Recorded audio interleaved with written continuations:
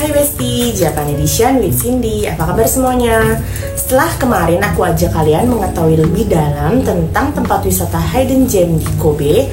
Nah, kali ini aku bakal infoin ke kalian tentang keistimewaan daging sapi Kobe, historinya dan fakta tentang daging Kobe. Tapi sebelum itu aku mau info ke kalian apa itu Besi Channel. Jadi Besi Channel adalah channel yang memberikan informasi tentang tempat wisata yang unik yang sering dikunjungi oleh orang Jepang dan orang Indonesia yang tinggal di Jepang. Serta aku juga bakal infoin ke kalian tentang wisata kuliner dan oleh-oleh yang wajib kalian beli kalau kalian ke Jepang. Kota Kobe yang ramai dengan kuliner nikmat sangat terkenal di dunia dengan daging sapinya. Daging sapi Kobe sangat lezat, penuh cita rasa. Setiap gigitan menciptakan sensasi meleleh di mulut yang membuat setiap orang penasaran. Dibutuhkan keahlian dan perhatian yang luar biasa untuk menyajikan daging sapi ini. Dan untuk karakteristiknya yaitu marbling.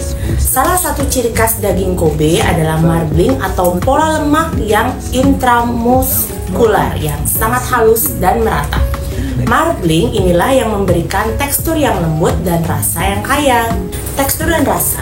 Daging Kobe yang dikenal dengan tekstur yang sangat lembut dan rasanya yang sangat kaya berkat marbling yang tinggi, lemak dalam daging Kobe meleleh pada saat suhu rendah dan memberikan rasa yang sangat unik dan lezat. Lalu untuk kualitas, daging Kobe harus memenuhi standar kualitas sangat ketat, termasuk genetik, cara pemeliharaan, dan penilaian kualitas daging. Hanya daging dengan marbling grade 6 ke atas dari skala 1-12 yang dapat disebut sebagai daging Kobe. Untuk proses pemeliharaannya, diet dan perawatan. Jadi sapi Tajima Gyu yang menghasilkan daging Kobe dipelihara dengan diet dengan hati-hati, termasuk memberikan pakan khusus seperti jerami, beras, jagung, dan barley. Ada juga praktik tradisional seperti memijat sapi untuk mengurangi stres dan meningkatkan kualitas daging. Lalu untuk lingkungan, sapi dipelihara dalam lingkungan yang bersih dan bebas stres. Mereka diberi cukup ruang untuk bergerak dan dipelihara dengan perhatian khusus untuk memastikan mereka tumbuh dengan sehat. Regulasi dan sertifikasi daging Kobe diatur dengan ketat oleh Kobe Beef Marketing dan Distribution Promotion Association. Beberapa kriteria utama untuk mendapatkan label daging Kobe antara lain, sapi harus lahir, dibesarkan, dan dipotong di prefektur Hyogo. Sapi harus dari ras Tajima Gyu. Berat karkas harus antara lain 470 sampai 499,9 kg. Marbling harus memenuhi standar kualitas tertentu dengan grade 6 ke atas. Lalu untuk harga dan distribusi, daging Kobe adalah salah satu daging sapi termahal di dunia. Harganya bisa sangat tinggi karena kualitas, proses pemeliharaan yang rumit, dan keterbatasan produksi. Hanya sebagian kecil dari produksi daging Kobe diekspor, dengan sebagian besar konsumsinya terjadi di Jepang sendiri. Ketika diekspor, daging ini seringkali ditemukan di restoran kelas atas di berbagai negara. Daging Kobe biasanya disajikan dalam berbagai bentuk, termasuk steak, sashimi, dan shabu-shabu. Cara penyajiannya seringkali menonjolkan kualitas daging itu sendiri dengan memasak yang minimalis untuk mempertahankan rasa dan tekstur aslinya. Dengan reputasi yang sangat tinggi dan standar kualitas yang ketat, daging Kobe tetap menjadi lambang kemewahan dan kualitas dalam dunia kuliner. Selanjutnya aku bakal jelasin tentang sejarah daging Kobe. Kisah yang panjang dan kaya dimulai dari pengenalan sapi Wagyu di Jepang hingga menjadi salah satu daging sapi paling terkenal dan bergengsi di dunia. Berikut secara garis besar sejarah daging Kobe. Asal mulanya yaitu pada zaman kuno, sapi Wagyu berasal dari Jepang dan telah digunakan selama berabad-abad, terutama sebagai hewan pekerja di bidang pertanian karena kekuatan dan daya tahan mereka. Kata Wagyu secara harfiah berarti sapi Jepang, wa Jepang, Gyu sapi. Periode Kofun 250 sampai 538 Masehi, bukti awal sapi di Jepang ditemukan selama periode ini. Namun pada masa itu sapi lebih sering digunakan untuk pekerjaan dan bukan untuk konsumsi daging. Lalu introduksi dan pembiakan. Akhir periode Edo di tahun 1603 sampai 1868, sapi Wagyu mulai dibudidayakan lebih serius dengan fokus pada pemeliharaan untuk daging berkualitas tinggi. Namun selama sebagian besar periode ini, konsumsi daging sapi tidak umum di Jepang karena alasan budaya dan agama. Selanjutnya, restorisasi Meiji pada tahun 1868 sampai 1912. Setelah Jepang membuka diri terhadap dunia luar, ada peningkatan minat secara terhadap cara-cara barat, termasuk diet. Jadi konsumsi daging sapi untuk meningkatkan dan praktik pembiakan sapi wagyu untuk kualitas daging diperkenalkan. Lalu ada perkembangan daging Kobe.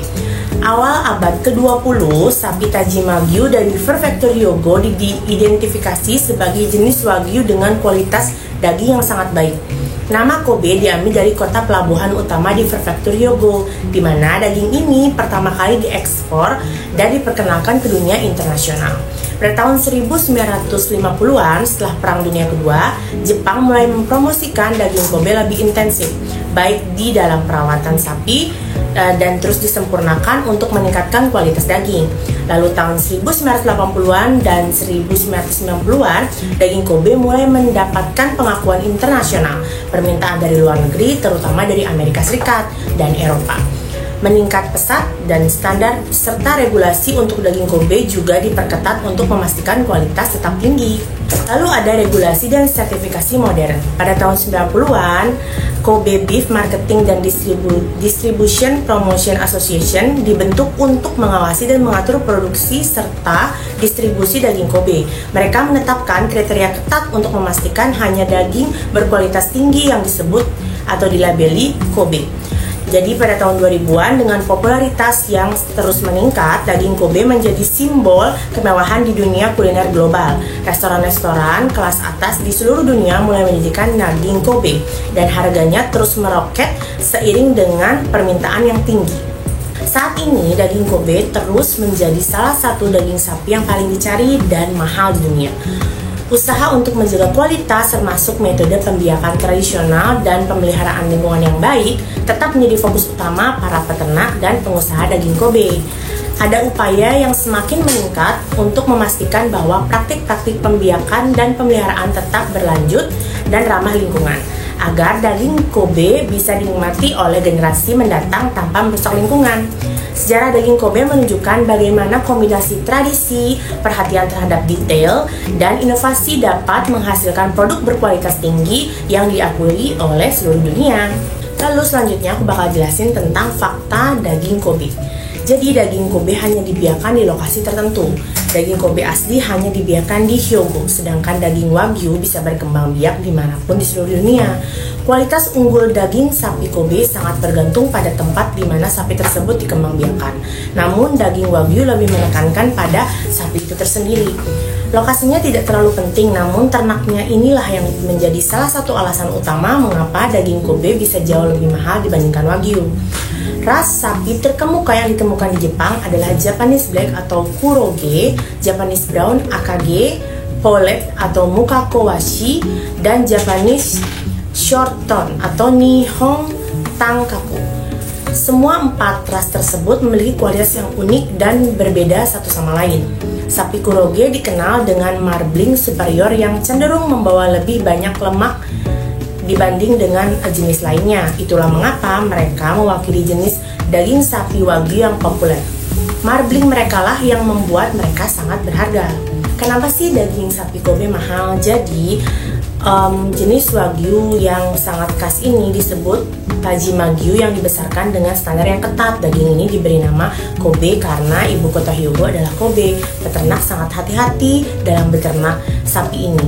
Pakannya juga khusus, terbuat dari bahan-bahan berkualitas, dan beberapa kasus menggunakan bir atau sake. Sebagai hasil dari metode pemuliaan yang dikombinasikan dengan periode penggemukan, sapi Kobe memiliki tingkat kekenyalan yang sangat tak tertandingi. Lemaknya juga meleleh pada suhu yang lebih rendah dibandingkan dengan sapi lainnya, menghasilkan rasa mentega yang kaya yang tidak terlihat pada jenis daging sapi yang lain. Oleh karena itu, daging sapi Kobe bisa jadi lebih mahal dari daging sapi yang lain. Sekian informasi dari aku mengenai keistimewaan daging Kobe dari Jepang, historinya, dan fakta tentang daging Kobe. Untuk lebih lengkap, kalian bisa klik link di bawah ini. Jangan lupa like, comment, and subscribe. Dan jangan lupa klik tombol lonceng untuk dapat informasi terupdate dari aku. Bye-bye.